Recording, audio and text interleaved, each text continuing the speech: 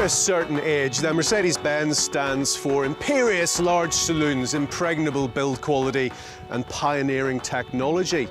Now obviously Mercedes-Benz has been extending its mighty reach in all sorts of directions for years now, parachuting its enviable brand values into segments you might not expect it to go into. But this, the Citan, which conjoins City and Titan, is its first ever light van. Well, I do like to make us wait, don't I?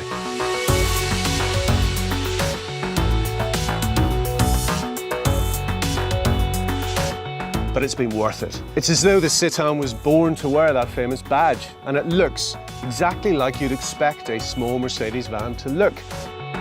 As with the established Mercedes commercial vehicle range, you can configure your Citan in a mind-boggling number of ways. Just to get you started, 3 different wheelbases are available on the panel van: compact, long and extra long, with an additional 2 different body styles, the semi-van, semi-MPV dual liner and the 5-seat travel liner, taking the Citan firmly into a more car-like realm.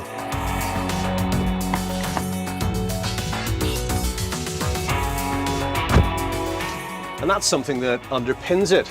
I had a van when I was a student, and there's something about their absolute sense of purpose that really appeals to me.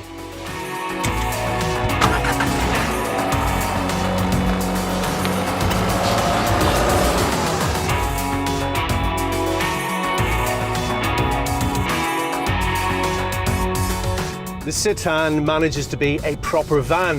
It has a transport capacity of up to 3.8 metres cubed and a payload capacity of between 330 kilograms and 735 kilograms, depending on the body style you go for.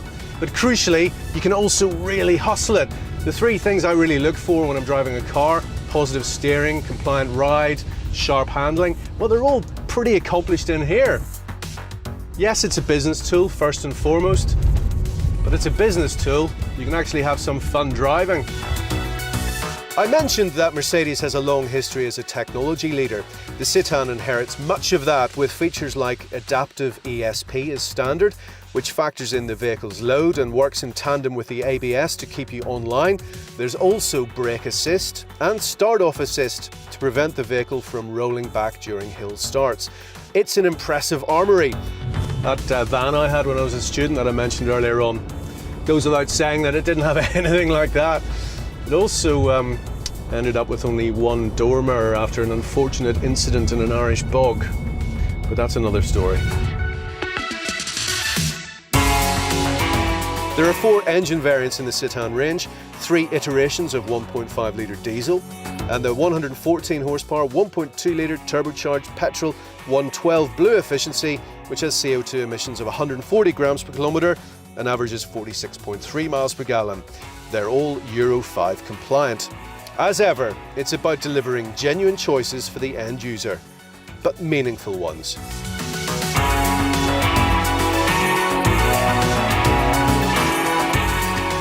I drive a pretty huge annual mileage in all sorts of different cars, so I know full well how important a comfortable and functional in-car environment is.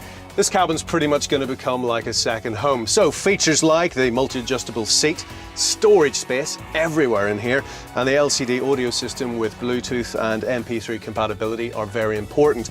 The steering wheel feels great in your hands, and there's a 60-litre airbag in there. And not only that, but you can configure the exterior and the interior of the Citan even further. Take, for example, the driver's pack, which adds air conditioning, electric folding door mirrors, and an ultrasonic reverse parking sensor. Definitely a van that thinks it's a car. But at the end of the day, it is still a van. And that means it's got a colossal amount of space, access to the cargo areas via sliding side doors or rear split asymmetric rear doors, which can be opened through 90 or 180 degrees if you undo the stays. Or you can go for a full-size hatch door if you prefer. 4, 6 or 8 load tie-downs are set into the floor, depending on the vehicle's length, with the option of up to 4 rings in the sidewall. There's even an optional movable sidewall rail, and with 1,219mm clearance, you can fit a Euro pallet between the rear wheel housings. So a car that thinks it's a van, or a van that thinks it's a car. It's both.